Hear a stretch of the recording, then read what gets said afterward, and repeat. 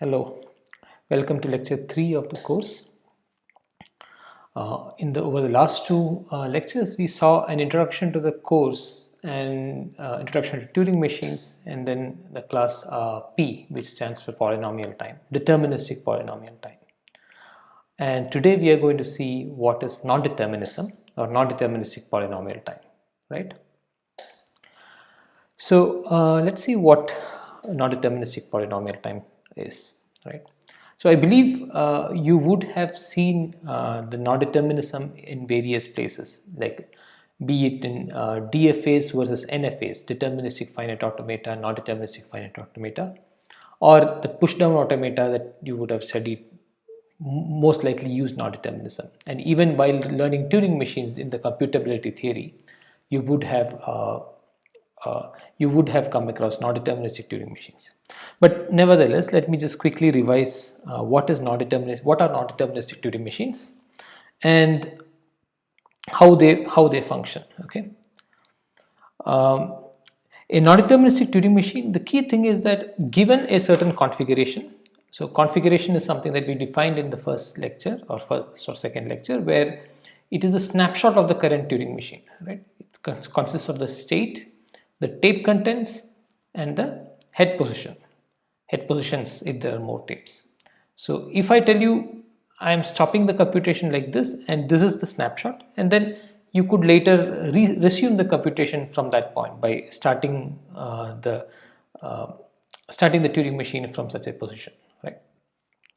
So given a certain configuration, a deterministic Turing machine has the next step is predetermined or pre-decided by the transition function. The transition function for any configuration, it tells you, okay, now you are at this state with this tape content and the tapes are at here.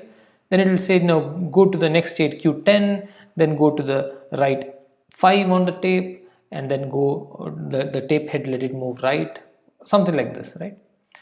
Whereas in non-deterministic Turing machine, there could be more than one choice. There could be multiple choices. There could be 2, there could be 3, there could be 10 choices. There could also be 0 choices. And it's also possible that in some cases there is exactly one choice available, right? So at a certain configuration, in the case of non-deterministic Turing machines, there could be multiple successor configurations, whereas in the case of deterministic Turing machine, the number of successor configurations is going to be exactly 1, right? Whereas in the case of non-deterministic Turing machines, you may have 0, 1, or more than 1, right? So let us, so just to give you an idea, so see this by this picture I am depicting the configuration graph. So each dot over here is a configuration. So the starting configuration is unique. And suppose there are 3 successor configurations to the starting configuration. So I have depicted here. And maybe the first successor configuration has maybe 2 other further successors. And maybe second one has 1 successor. And the third one has, let's say, 3 further successors, right? So what I'm saying is that now just after the starting configuration, there could be 3 possible successors. And for each of these successor configurations, there are different number of successors possible, right? Now again, this could keep going on, right? So now perhaps this one had 2 successors, and this one had no successors, let's say. That's also possible. This one had, let's say, 3 successors, right? Like that it can continue, right? And so on, right? So this is the interesting part. This is what is interesting about a non-deterministic Turing machine.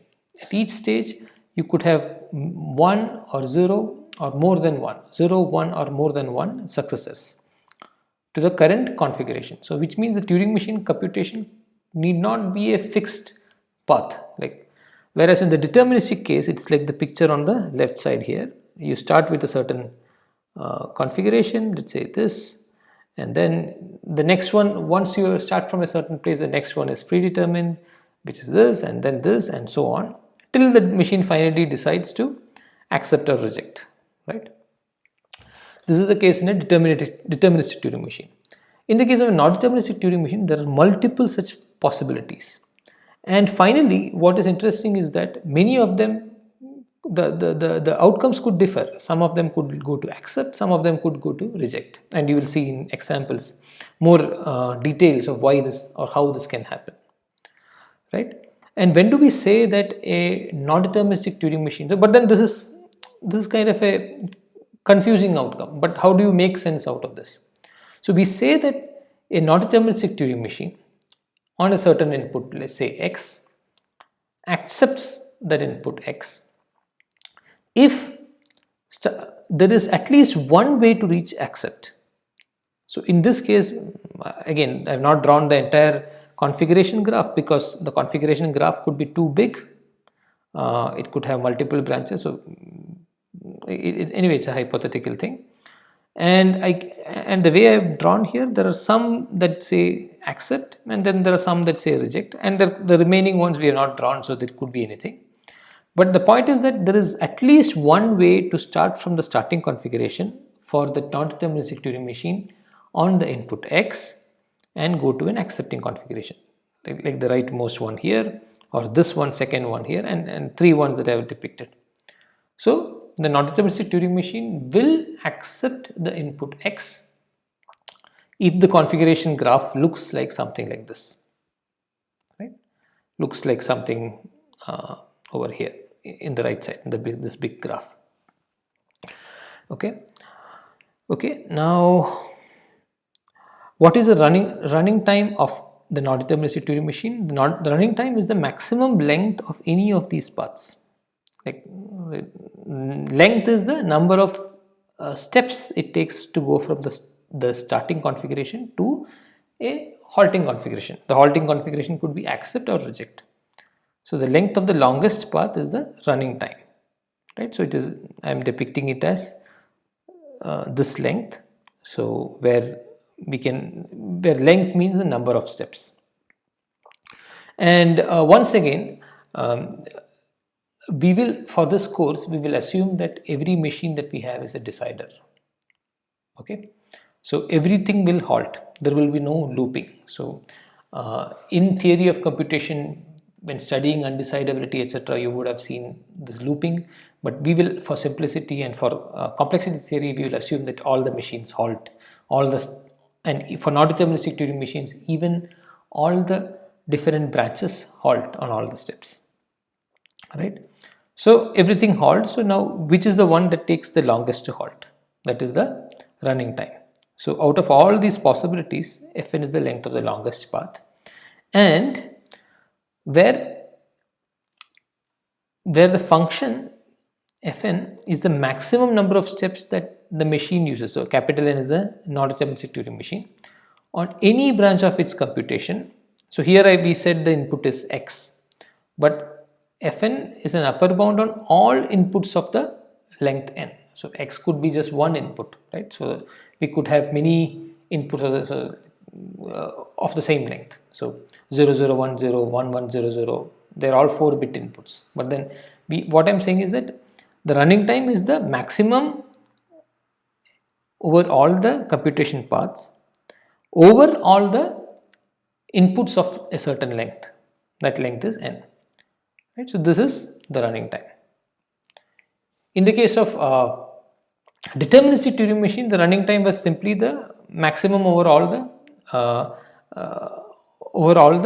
number of over all the inputs of a certain length. But here, even within an input, there could be multiple branches. So we need to take those into account.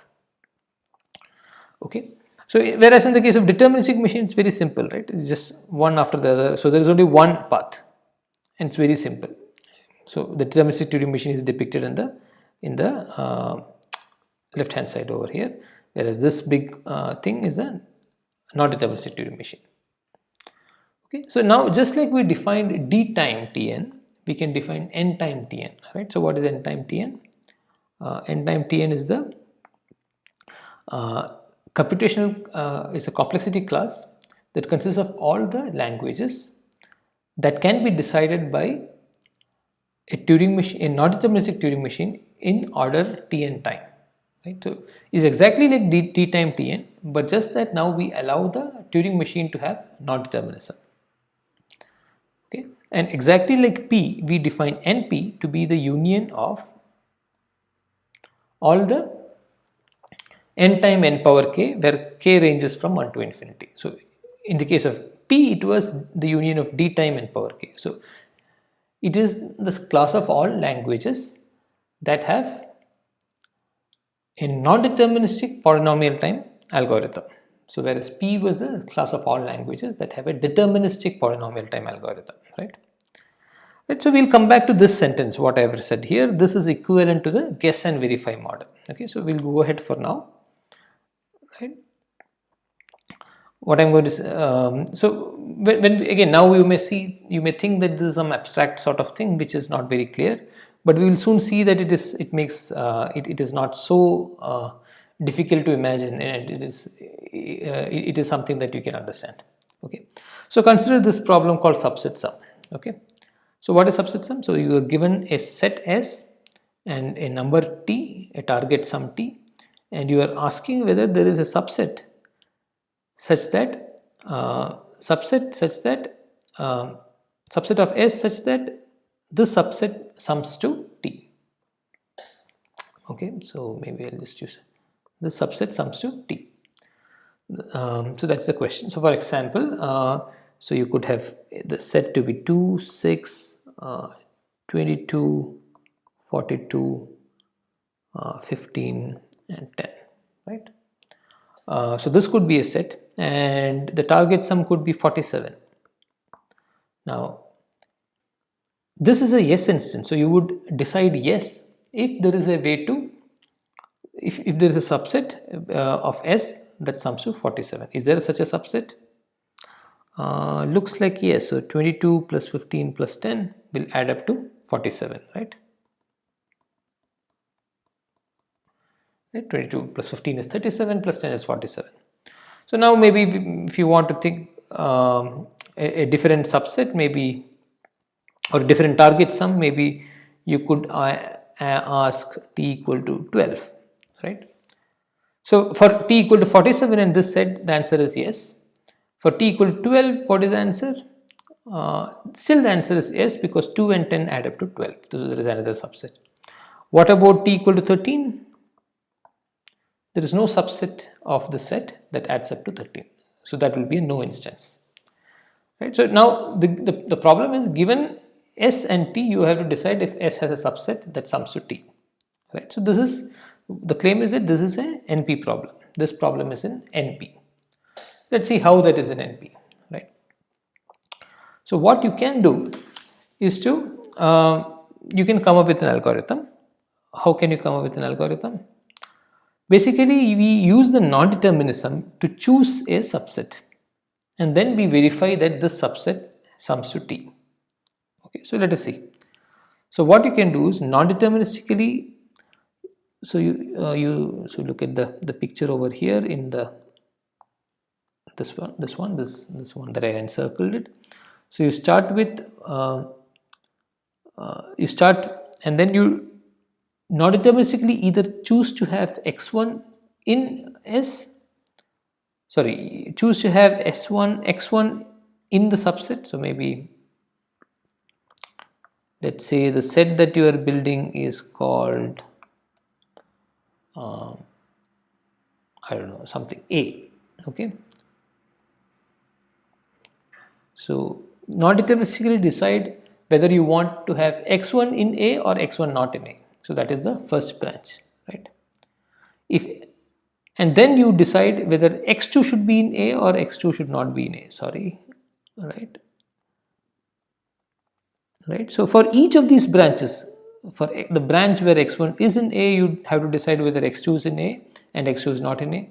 And for the branch where x1 is not in A, again you have to decide whether x2 is in A and x2 is not in A. And so on. And the next time you will decide whether x3 is in A or x3 is not in A, and so on, right? So basically this tree, so suppose S has k elements, right? This tree will have height k, and it will have 2 power k leaves, right? And each leaf will correspond to a subset of S.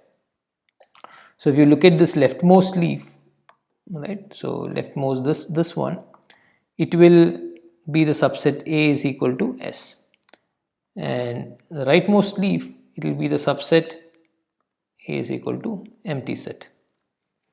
So these are trivial subsets, right? One of it is S itself, one of it is empty set, but still you get, so here x1 is not in A, x2 is not in A, x3 is not in A, everything is ruled out of A, and the left side everything is A contains everything, and in between you encounter all the possible subsets.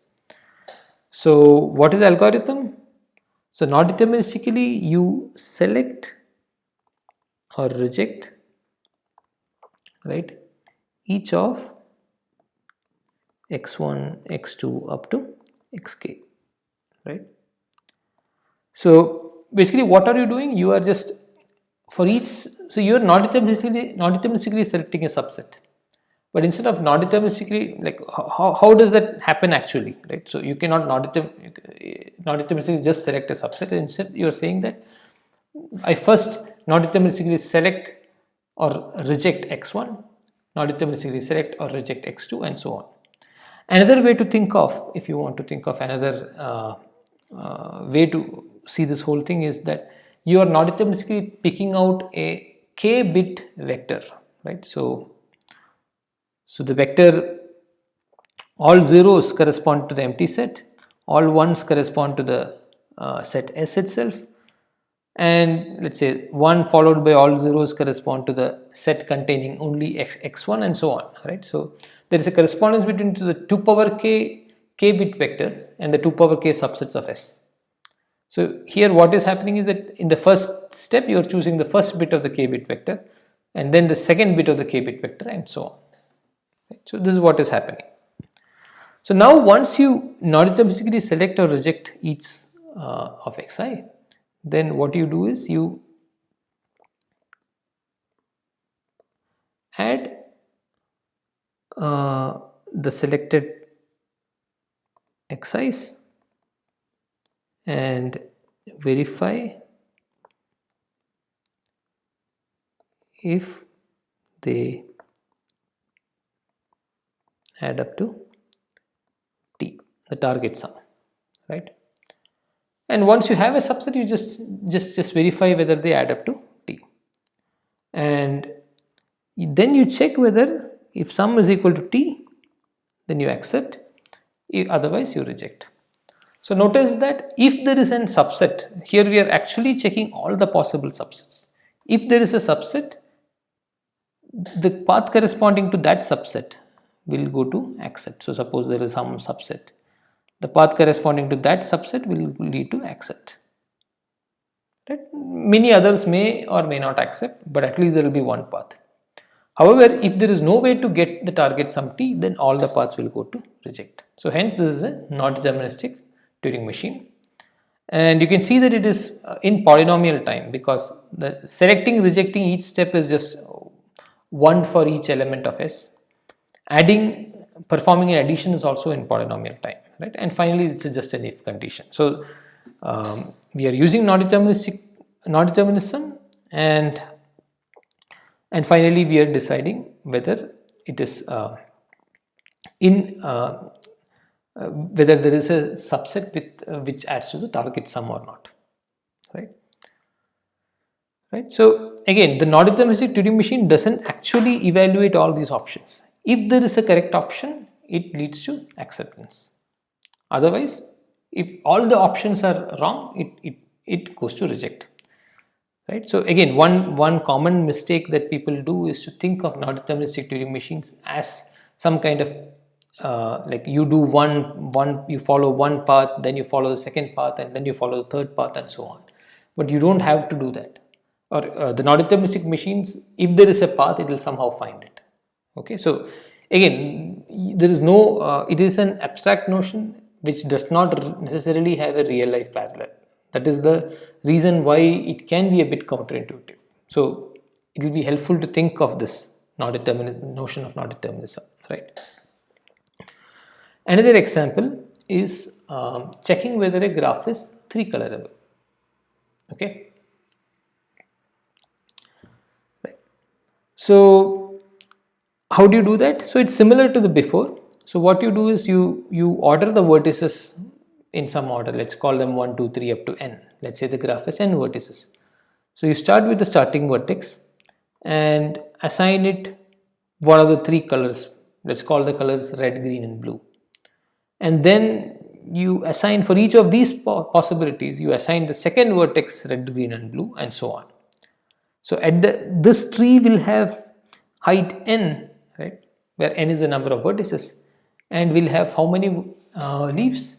It will have 3 power n leaves, because at each stage we are assigning a color to the ith vertex, where I is the number corresponding to that stage. So, and there are 3 power n possibilities, because there are 3 power n, there are n vertices, and each one of them can take one of the 3 colors, right?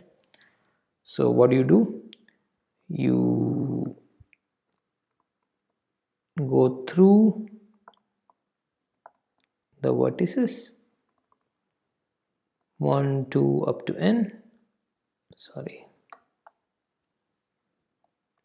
and non-deterministically assign each vertex colors red, green or blue. I'm just writing R, G or B. Okay. So once that happens, the graph has an assignment. Okay. So the graph has an assignment. So let's say the graph is what we have here on the bottom right.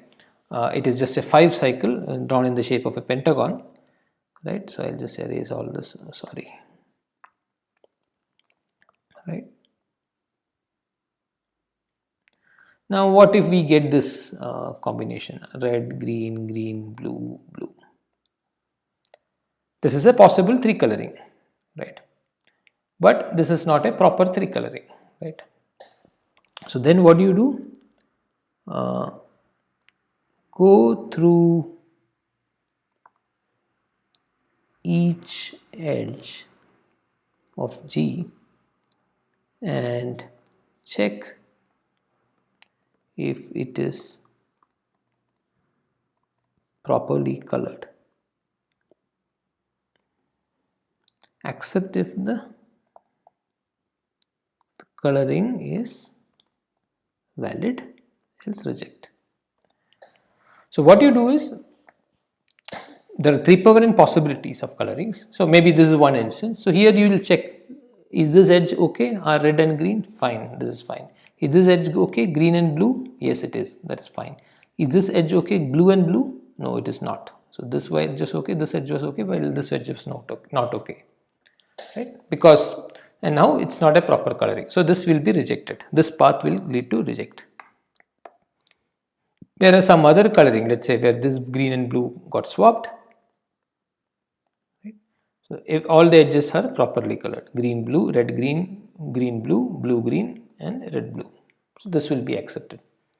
So since this graph has proper 3 colorings, valid 3 colorings, it will get accepted, because you are trying, because the non-determinism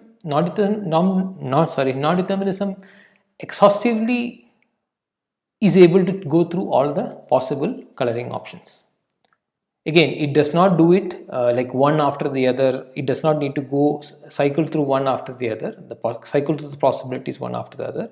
It has some way of magically picking out a correct option if it exists. Okay, so maybe you can think of it as it having some magic parallelism.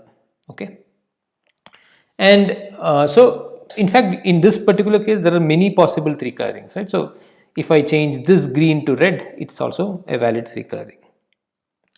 So anyway, the point is that there will be many paths that lead to accept.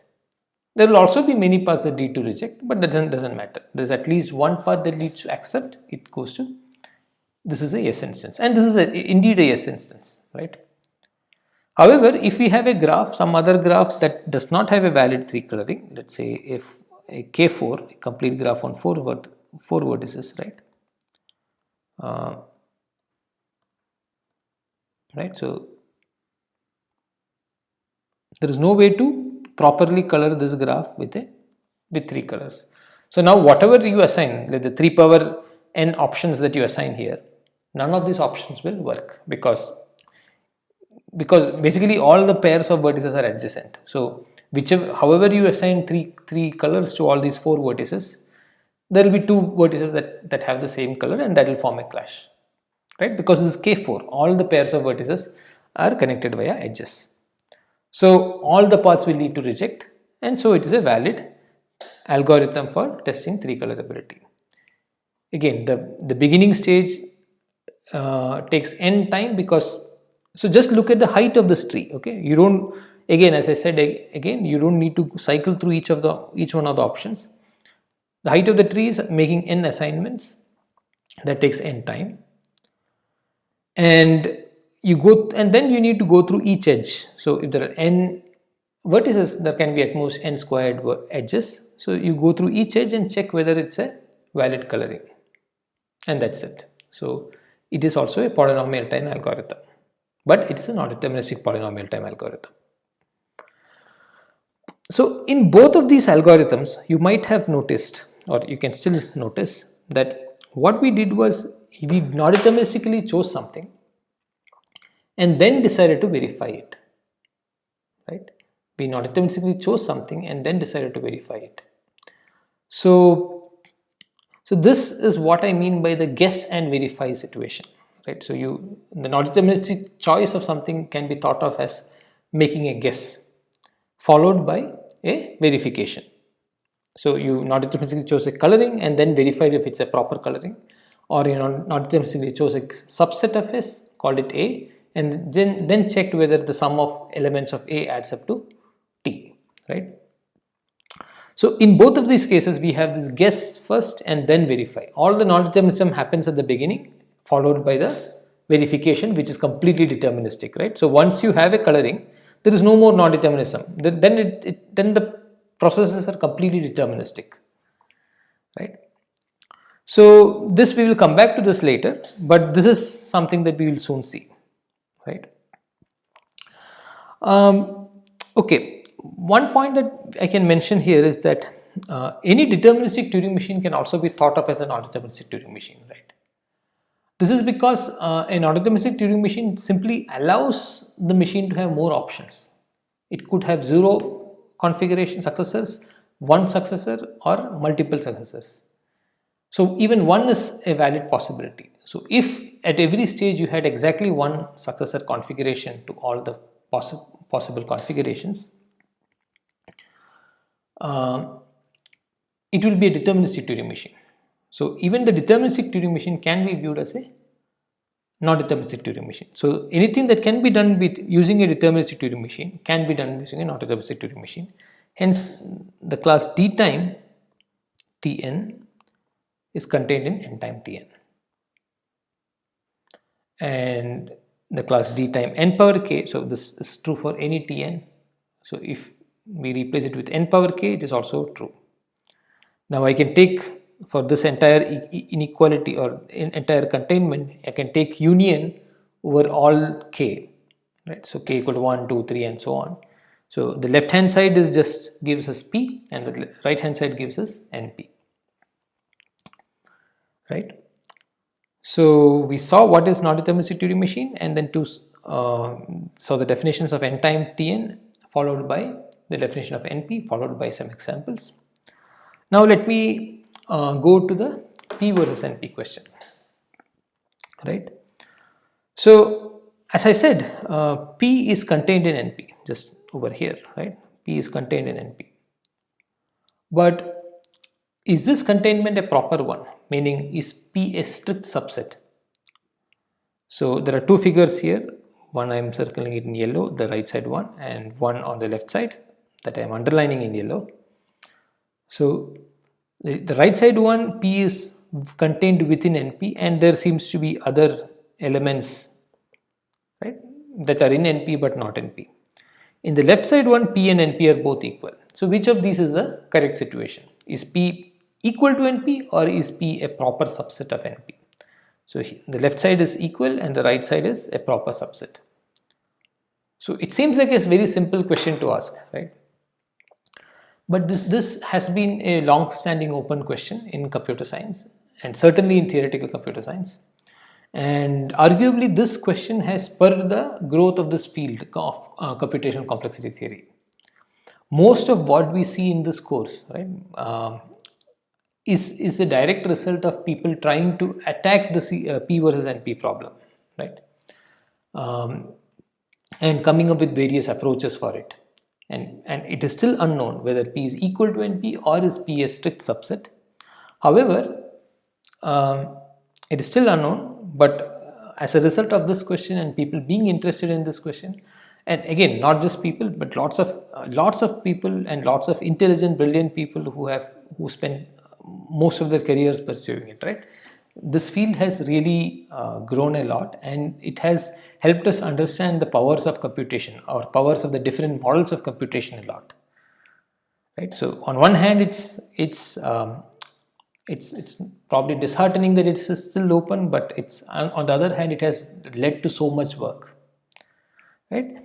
This is a big open problem again, and you may be aware that there is a set of Millennial open problems by the Clay Math Institute, which was set up. The list of problems was set up around 2000, the year 2000. And this is one of the Millennial problems. So they set out 7 open problems and said that if anybody solves any one of them, they will give you $1 million. And out of the 7, I think only 1 has been resolved till now.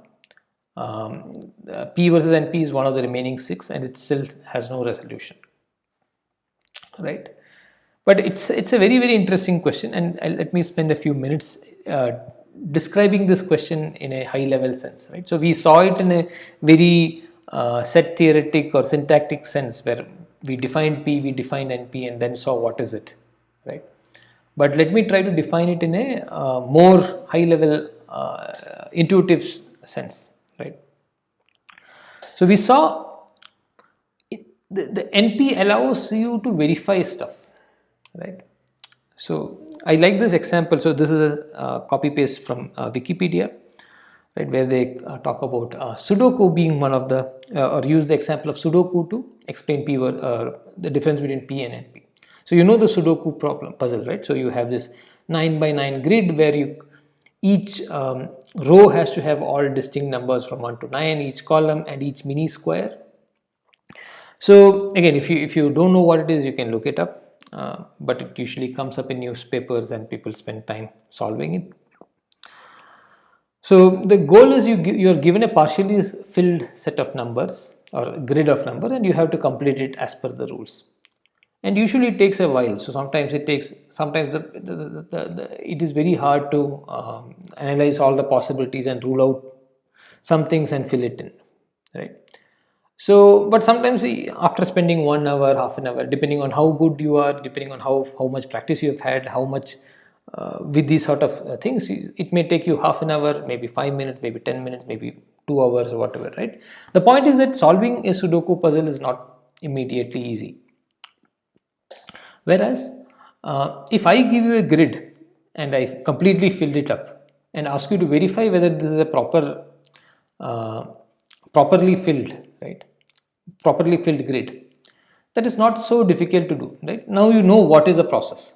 Like, okay, you check the first row, second row, first column, second column, and so on, and then the mini squares, etc., and then you are done. Whereas if you're given a grid to solve actually, and partially filled grid, then you have to resort to various tries of attacking, and finally somehow after a lot of time you may get it done.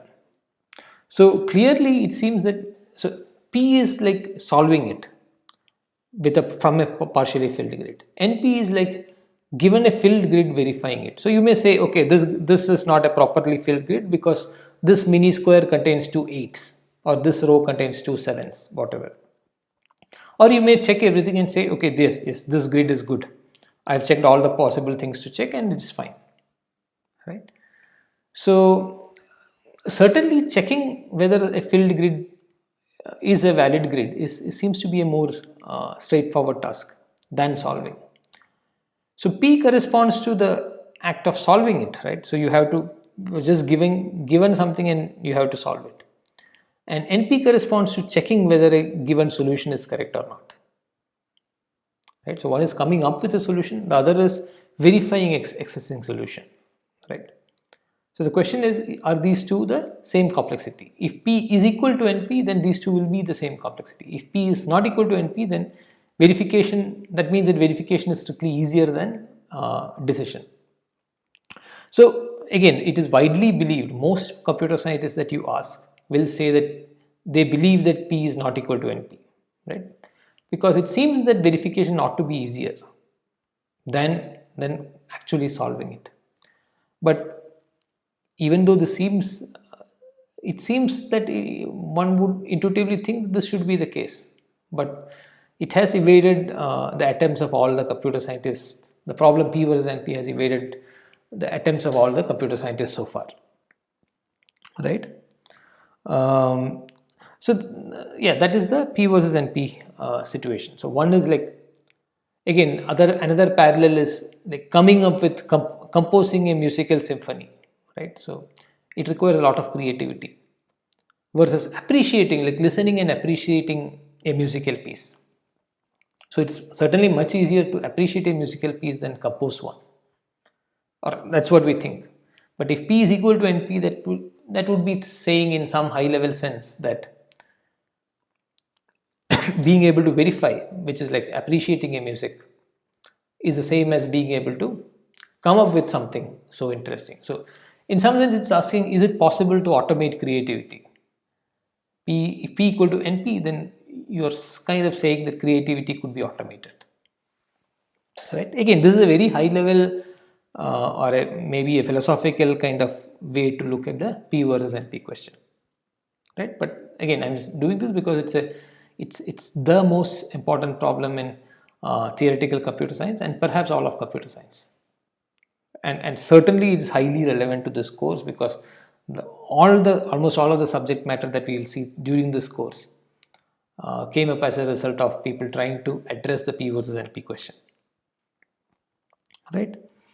I just want to briefly mention a bit of history, right? So this problem was initially stated in 71, early 70s by Steve Cook and independently by Leonid Levin.